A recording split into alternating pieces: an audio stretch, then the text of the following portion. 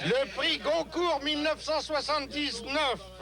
C'est un exploit littéraire toujours inégalé au Canada. Antonine Maillet décroche à Paris le prestigieux prix français. Pour son ouvrage Pélagie la charrette. C'est pour la première fois au Canada, et ça, c'est par le biais de l'Acadie, et ça se donne à toute la francophonie d'Amérique du Nord. Elle rentre victorieuse. Son roman raconte en langue populaire acadienne l'épopée de Pélagie qui revient chez elle après la déportation des Acadiens. À l'avenir, il ne faudra pas dire que ce n'est pas du français, puisque c'est l'Académie qui l'a officiellement proclamé comme une langue digne de son premier prix.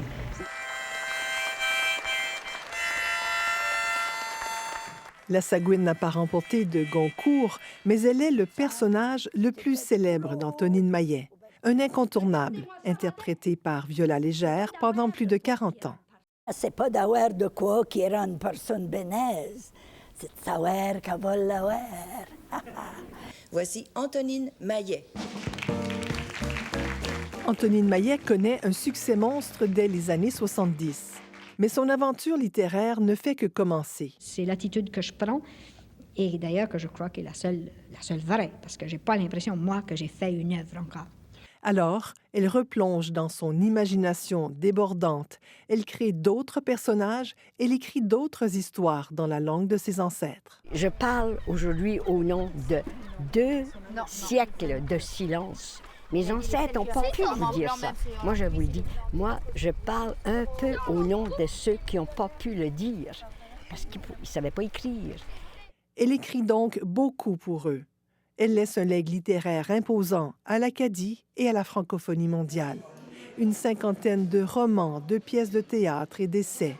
Ces dernières années, elle publiait encore. Ma chère Tonine, c'est à ton tour de te laisser parler d'amour. J'ai envie de brailler. Tonine, pour les intimes, reçoit beaucoup d'amour et de reconnaissance pendant sa longue carrière de 6 décennies. On lui décerne une trentaine de doctorats honorifiques, d'innombrables prix de haute distinction au Canada, en France, à Monaco, en Italie. Poste Canada lui rend hommage sur un timbre. Et aussi, on lance le prix littéraire Antonine Maillet Académie et on construit un pays juste pour elle à Bouctouche, où elle est née. Je vais aller me promener dans le village, puis je vais dire à tout le monde qu'on organise une surprise pour la fête à paix. Le pays de la Sagouine fait revivre plusieurs de ses personnages depuis plus de 30 ans. Je me suis dit, moi, il y a une chose que j'aimerais faire un jour. C'est écrire une page complète dans l'histoire du monde. Il n'y a pas un quart de page, mais qu'il y ait une page sur l'Acadie. Puis cette page-là, ben, vous la vivez aujourd'hui. Parce que maintenant, on parle de nous à travers le monde. Antonine Maillet écrit un autre petit bout de cette page d'histoire en 2021. Le président français Emmanuel Macron l'accueille à Paris et lui remet la médaille de commandeur de l'Ordre de la Légion d'honneur, une très haute décoration française. Grâce à vous qu'on a trouvé ça. Non, c'est pas grave, à moi. Si, mais vous m'avez éveillé. Emmanuel Macron lui rend aussi visite chez elle, à Montréal, en 2024. Antonine Maillet vit dans la métropole et revient souvent se ressourcer à son chalet près de la mer à Bouctouche.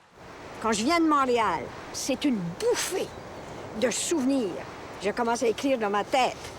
Je commence à bouger le monde. Je commence à sentir un mouvement intérieur qui va produire des mariages hélas, qui va produire des sagouines, qui va produire des pélagies. J'avais encore jamais vu de cas de mer, des processions. Elle n'a pas eu d'enfant, mais elle a accouché de ces nombreux personnages qu'elle aimait profondément. Moi, des fois, j'ai hâte de mourir pour savoir ce qu'il y a de l'autre bord, puis pour trouver les personnages qui étaient des vrais, là. Antonine Maillet reviendra à Bouctouche pour son dernier repos. Un retour à ses racines, comme l'ont fait ses ancêtres et son personnage Pélagie, là où a commencé son œuvre magistrale.